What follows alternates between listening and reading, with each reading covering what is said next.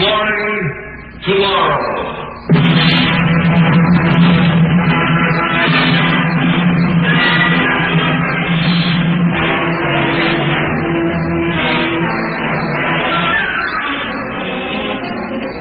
And now here is your guide to these adventures of the mind, the editor of Astounding Science Fiction magazine, John Campbell, Jr.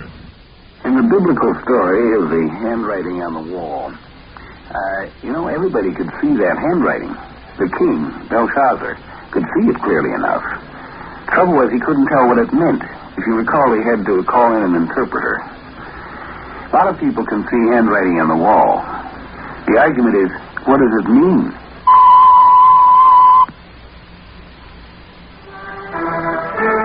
The thing that makes reading that handwriting on the wall so difficult many times is that the message is one we don't want. We don't want to be able to read. Many times when a man's faced with a problem that he can't solve, he doesn't want to admit that it's an absolute limitation that cannot be broken. Then the grand old art of buck passing comes in. That's when you start saying, well, it isn't my fault. He won't let me. Let's consider a situation of that type. My name is Lester McClellan, Secretary General of the United Nations. It was a busy day in the year 2180. The ambassador from a now independent colony on Venus was due to see me that morning. And there was a note on my desk requesting me to call Dr. Kingston, head of the UN Research Bureau, as soon as I had a chance. Kingston was working on a project vital to the future of mankind. I decided to call him. Bernie, I got your message. What goes? Good news about the space drive project. There's been a substantial breakthrough. We've made a qualitative advance. And what does that mean in plain English? That we'll be finished with the groundwork in less than a year. Maybe even next month. Have you prepared a news release on this thing? Not yet, Lester. We're waiting for official approval first. Look, can you come down to the lab sometime today? I can give you a briefing on the new material. Study in. I'll try, but I'm not promising. The ambassador from Venus is due any minute, and you know what a tough job I'm going to have with him. Yeah, I understand. Well, Lester, if you're free at all... I'll call you back if I am. Right. Good luck with the ambassador. Thanks. Oh, he's coming now. I can't talk anymore. Try to see me later, will you? Bye, Bernie.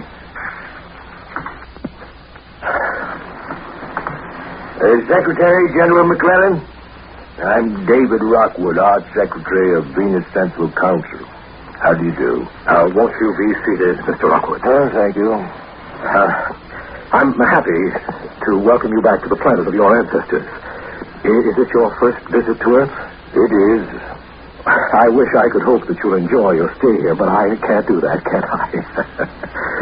Anyway, we're very happy that the Outworlds agreed to send an observer to the Earth. We have a major problem here, Mr. Rockwood. We think your worlds can help us. Of course, you're familiar with the text of the General Assembly resolution. Of course. The three governments of the former Earth colonies of Mars, Venus, and Callisto have sent me as their representative. The space travel is not cheap, you know. We saw no need of three observers when one would do.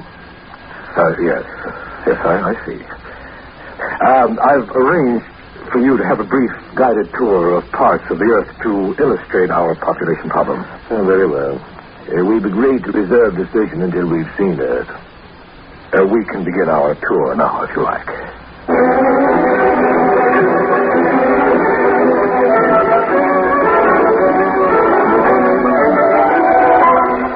And this is the Bureau of Population Statistics. You see that screen over there, Mr. Rockwood, the one with the red numbers on it? It's the up-to-date record on Earth's population. Every birth and death is automatically fed into the main computer channel as soon as it's known, and within an hour it's registered up there. 13,762,312,000. The last column doesn't stay still long enough for me to read it. No, it doesn't. We average 500,000 new Earthmen a day, and the computer has to move fast to keep up. It's an average gain of 3 or 4 million people a week, 150 million a year. And the figure keeps rising. What you need is a really efficient plane. Something to clear away 3 or 4 billions. I don't find that very amusing, Mr. Rockwood. An interplanetary war would achieve the same thing. Shall we move on?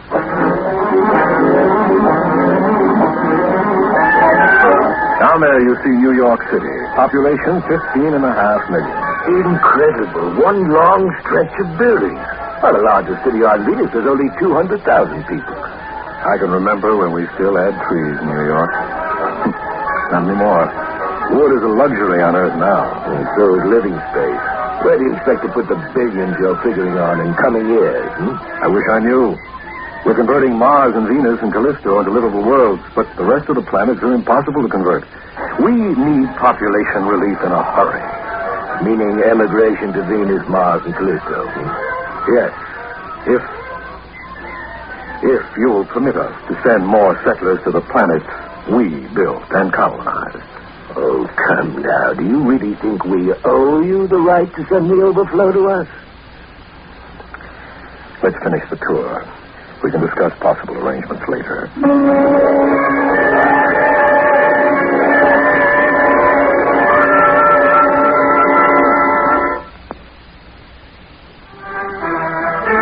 You know, the handwriting doesn't have to be on a wall. Sometimes it can be on the face of a computer, as it was this time. But the handwriting was there. But now, what is the meaning of this handwriting? Does it mean the colonists should allow Earthmen to move out? Or does it maybe have some other meaning? And this is Food Station 117, an artificial island in the Gulf of Mexico. Since we've hardly any open land on Earth for cultivation, we've turned to farming the sea. We've developed some new foods. These are plankton steaks, synthesized from small sea creatures, microscopic crustaceans. And this bread comes from plankton flour. Taste it. Oh, dear. Not very tasty stuff, is it? No, it isn't. But half of Earth's population knows no other food. It's nutritious, and the supply is practically limitless. And we can't spare land for grazing animals. The only ones left are in the zoo. Care for another slice of steak? No, thanks. No, thanks. This one will do very well. May I have something to drink, please, to wash away that taste?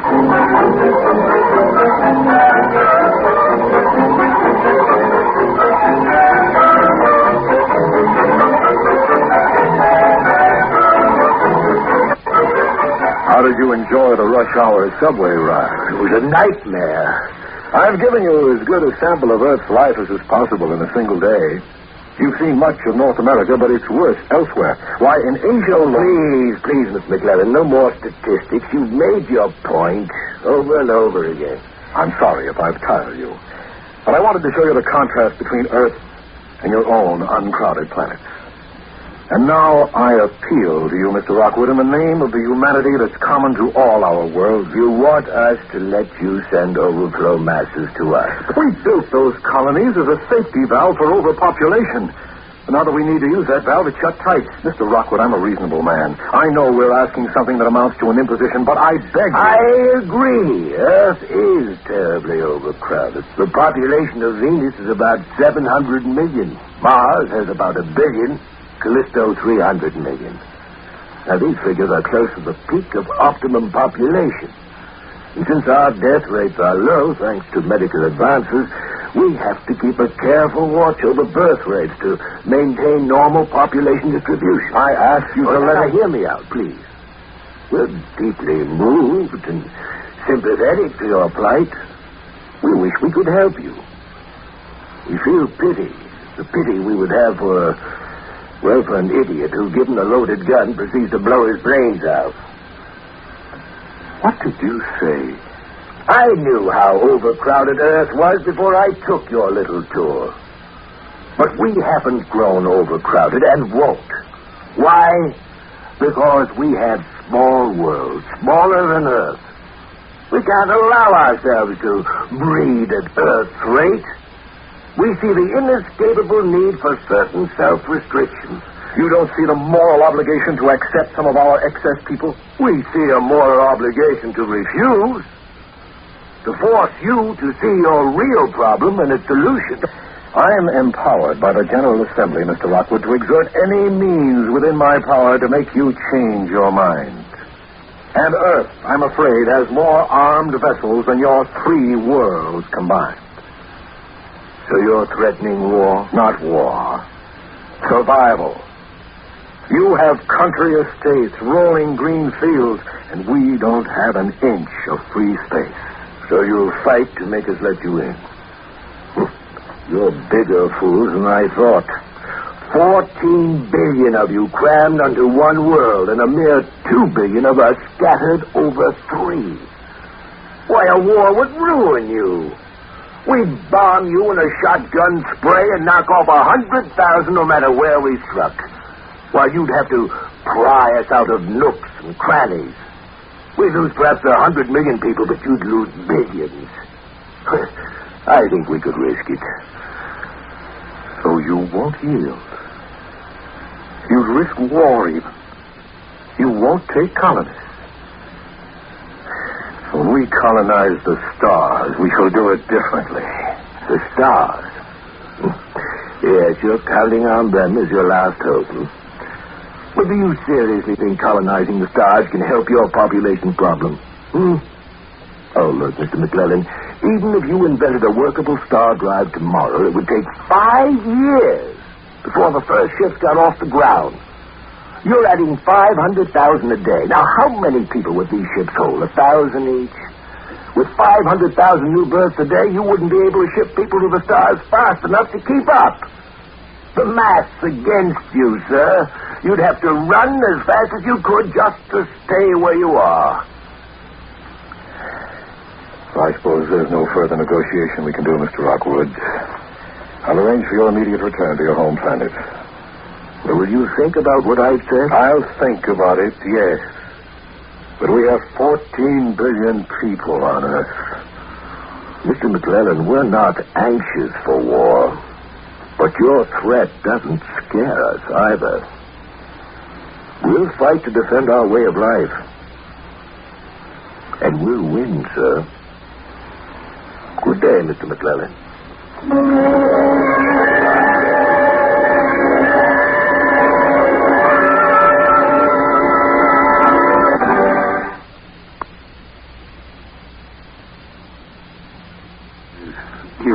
Human enough to want to pass his troubles along to another person. In this case, he wanted to make it that his troubles were because the colonists wouldn't let people emigrate. That wasn't the trouble. The trouble was emigration had become impossible. And that was the thing that he had to accept. And like the king in the biblical story, he didn't want that interpretation of the handwriting on the computer.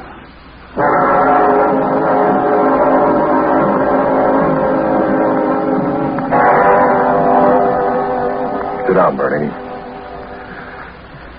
Tell me how this star drive of yours is coming. I think we've got it licked, Lester. But you tell me, are the colonies going to open up? No. No. But they can't do that. They just can't clam up and refuse to take in Earthmen. Oh, Lester, we built those colonies. They don't have the right. I want to talk about the star drive, Bernie. How close to finished is it? Well, we haven't fully worked out the field equations yet. But with some fast computer work... I'm not interested in equations. How long do you think it'll be before Earth has spaceships that can travel faster than the speed of light, fast enough to reach the stars? I told you before, Lester. Maybe a month, maybe 2 months. Till the pilot model is finished, that is. No more than a year, certainly. Now, you had some very interesting figures thrown at me today. Have you ever realized how many ships we'd need to send out before we can even make a dent in our population? Hundreds a day. Well, even so, it would help some to get... No, it wouldn't. Bernie, I want you to do me a favor. When you perfected your new star drive, hide it. Don't destroy it, because we'll need it someday, but sit on it. Put the schematics away until I give the word, and don't publish your findings. Have you gone crazy, Lester? No, I've suddenly gone stark, raving sane. Look, the new star drive is a dodge, a subterfuge. It's a substitute for the real answer to our problem, Bernie. Venus is not overcrowded. They're controlling population increase there. What does all this have to do with my star drive? Why should I stop work on it? Because it will cloud the issue. The people won't believe the figures. As long as there's what seems to be a way out, they'll cling to it. If you suppress the star drive, there'll be no way out at all. And Earth either cracks wide open or it grows up. There's no middle course. And you're suggesting that I Deliberately destroy my life's work. Just for a while. Sure, it's a great thing to explore the stars, but first we need to control ourselves. If the world learns that there's a star drive, they'll think it's a way out. It isn't, but we'll never convince them of it. First, we set up our population control programs, make them see the need for them, get them into operation, and then reveal the existence of the drives. We may have to wait a generation. No, I absolutely refuse. You can't meddle with science this way, Lester. Research must continue. If you interfere with me this way, well, I'll have no choice but to resign. Your resignation is accepted, Bernie. Effective immediately. What? But I only meant that I'm sorry, Bernie. So you're actually fine, if you want to call it that. You don't want to understand how disastrous it would be to continue work on the star drive, okay. Your successor will be a man who will understand such things. Maybe he won't be as gifted as you are, Bernie, but that's all right. The stars can wait. Lester, you can't fire me like this. So cold-bloodedly, so ruthlessly. We've been friends for years. You think I don't know that. But all along, I've been soft-hearted, been making concessions, taking the easy way out. We farmed the seas. We colonized 3 worlds. We cleared away half the Antarctic ice pack to make new land. All big, important things, but all dodging the real issue. Now I'm backed against the wall. The whole world is. I can't be soft-hearted anymore. Lester, this doesn't sound like you. I know. You think I like the spot I'm in now? But a new order has to come about. An order which demands strength, tough-mindedness, courage. It's either that or a situation I don't want to think about. I can't let anything stand in the way now. Do I have time to clear out my office? You can have until tomorrow. And remember that you're still bound by security regulations in case you plan to scream to the news sheet. I'll remember it. So long, Lester. Good luck. Thanks. I'm probably going to need it.